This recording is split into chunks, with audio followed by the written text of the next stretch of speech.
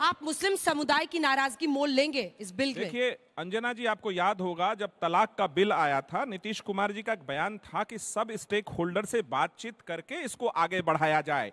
और नीतीश कुमार जी ने जब वक्त बिल आया संसद में तो पटना में तमाम मुस्लिम संगठनों से बात की। उस समय केंद्रीय मंत्री ललन सिंह जी मौजूद थे, कार्यकारी अध्यक्ष श्री संजय झा जी मौजूद थे। जो भी सुझाव आया, जो भी सुझाव आया, दिलेश्वर कामत जो जेपीसी में है, सारे के सारे सुझाव वहां रखे गए। अभी वक्त बिल का पूरा सामने मसौदा आया नहीं, जेपीसी चर्चा कर रहा है। मसौदा आएगा, ये तरीका ठीक नहीं है अनुराग।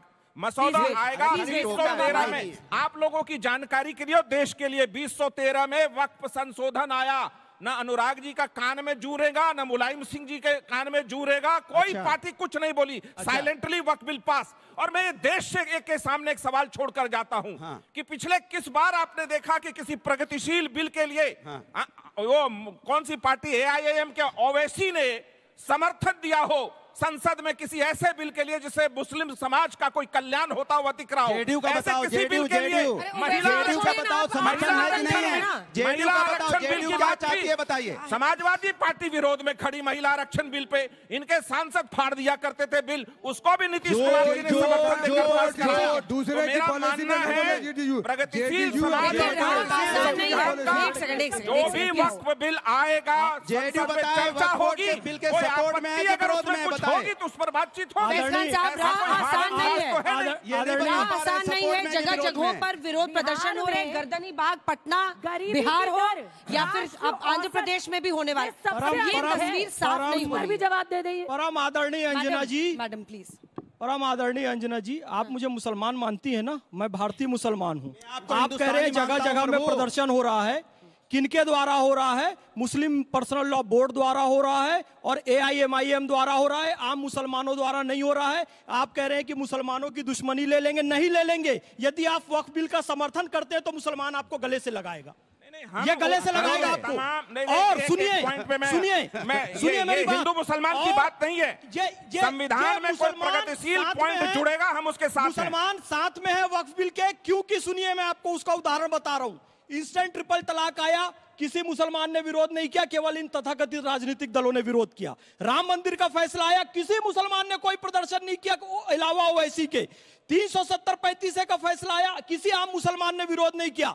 केवल चंद पॉलिटिकल लोगों को जो अपने स्वार्थ के लिए काम करते हैं मुसलमानों के, उनको मुसलमान नहीं कहा जाएगा। मुसलमानों को बदनामी ओवैसी कैसे करते हैं? क्या बोला ओवैसी? क्यों नहीं कर रहे आप? जिसका मालिक अल्लाह है। लिख के दिया भैया, नहीं चाहिए हमें 3 तलाक, 3 तलाक नहीं चाहिए। स्टेटमेंट है भैया, लोगों ने लिख के भेजा। इसके बाद आप ही का मौका आएगा। मालिक जिसका है उसको ये लोग बर्बाद कर देंगे, जिसका मालिक अल्लाह है उसको दुनिया का कोई आपसे बर्बाद कर सकता है। अगर आप ये मानते हो तो आप मुसलमान नहीं हो, क्योंकि फानूस बन के जिसकी हिफाजत हवा करे वो शम्मा क्या बुझे जिससे रोशन खुदा करे, वो शम्मा है नरेंद्र मोदी। वक्फ प्रॉपर्टी की जो रक्षा करने के लिए अल्लाह ने बनाई है, ये कभी नहीं बुझ सकती, आप ध्यान रखिएगा। और जो चोरी कर रहे हैं, भ्रष्टाचार कर रहे हैं, वो होगा। कोई सवाल आपको पूछना, खत्म होंगे। आप मोदी जी को अगर अपना आका बन रहे हैं तो हमें उस पर कोई एतराज नहीं है। और सरकार की जिम्मेदारी होती है कि किसको मानते हैं? सरकार 5 करोड़ लोगों ने लिख दिया, 5 करोड़ लोगों ने लिख के विरोध किया। आप कह रहे हैं मुसलमानों ने झूठ परोस रहे हैं देश के सामने। ऐसी बात करो जो देश के सामने, अरे संविधान है, सरकार की जिम्मेदारी बनती है कि वो कानून बनाए, लेकिन सरकार की जिम्मेदारी ये बनती है कि जिनके लिए कानून बनाया जा रहा है उसको काट के सुबह में जट्ठा जब आया तो लगा कोई बात नहीं। अरे काट के सुबह में तो हमें लगा लाल आंख दिखाकर आएंगे सुनाने की, यानी हमारी जुबान काट रहे हो, बात कहने भी नहीं दे रहे। मत डराइए, मुझे बोलिए ना मैडम। काम को आप धमकाने लगे। बात यह है कि सरकार की जिम्मेदारी होती है संविधान बनाने की, लेकिन सरकार की जिम्मेदारी ये है कि वक्फ बोर्ड से लोगों को, हिंदुस्तान के मुसलमानों को उससे फायदा और लोगों को भी उससे फायदा हो। कानून इस तरह बनाना चाहिए। और जब ये कह रहे हैं जेपीसी में जब विरोध कर रहे हैं विरोध विपक्ष के लोग, जेपीसी में विरोध हो रहा है तो उसको फिर पार्लियामेंट, ज्वाइंट पार्लियामेंट में भेजना चाहिए और उसके बाद कानून बनाना चाहिए।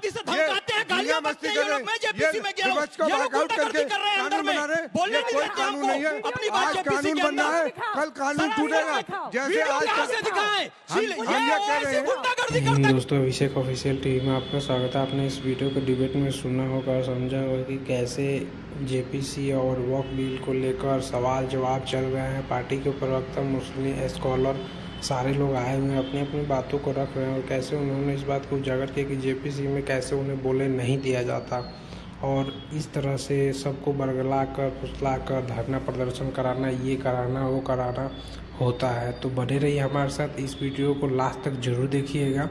आगे आपको बहुत कुछ सुनने को मिल सकता है, तो चैनल को फटाफट सब्सक्राइब कर लीजिएगा। और चलिए वीडियो शुरू करते हैं बिना देर किए हुए। गुंडागर्दी कर रहा है, कौन है गुंडागर्दी करता है? हिंदुस्तान में गुंडागर्दी कौन कर रहा है? मैं ये पूछ रहा हूँ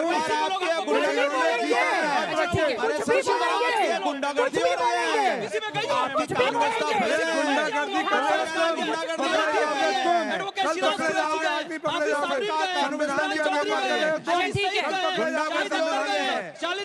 हम लोग जो कर रहे हैं वो बता रहे हैं हमको। सवाल उठा रहे हैं, सरकार के संरक्षण में गुंडागर्दी है क्या?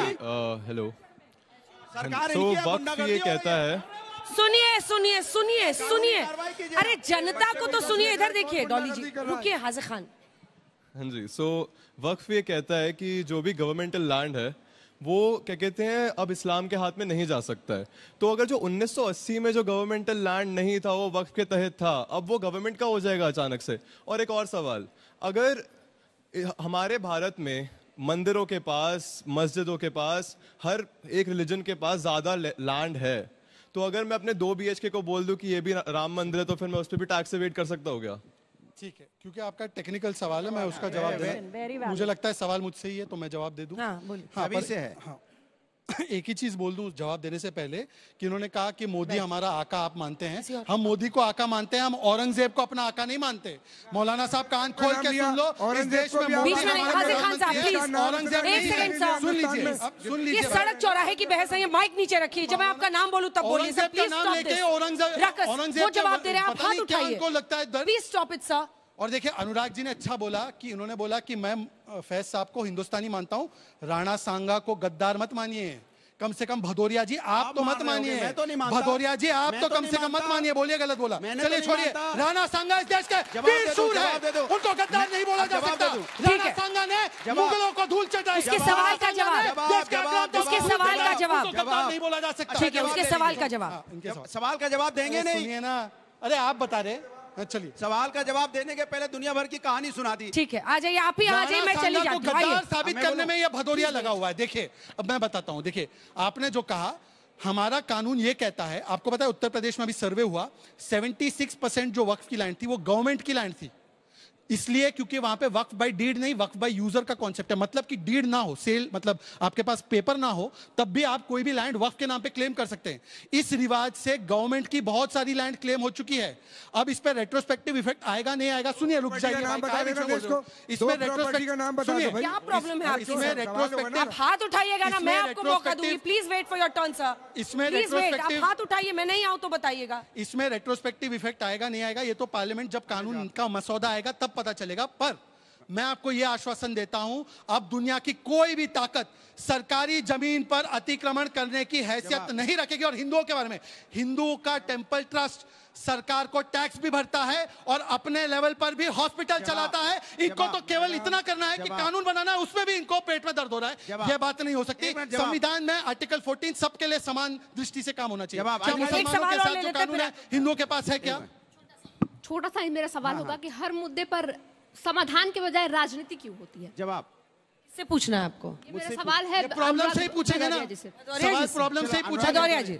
प्रॉब्लम मेकर से ही कि अभी भारतीय जनता पार्टी के प्रवक्ता महोदय कह रहे थे, मैं इनसे पूछना चाहता हूं, ज्यादातर राज्यों में डिबेट को आज तक इस स्टूडियो पर रखा गया था, जिसका एंकर अंजना ओम काश्यप आए हुए लोग बीजेपी के सपा के और भी बहुत सारे पार्टियों के प्रवक्ता आए हुए थे। सबने अपनी पार्टी की तरफ से बात को रखा और किस तरह से पार्टियों ने बताया कि कैसे मुस्लिम को बरगलाया फुसलाया जाता है और उनका फ़ायदा उठाया जाता है ताकि वो इसके विपक्ष में खड़े हो जाएं और ये पास ना हो पाए और जो लोग मनमानी कर रहे हैं वो करते रहें।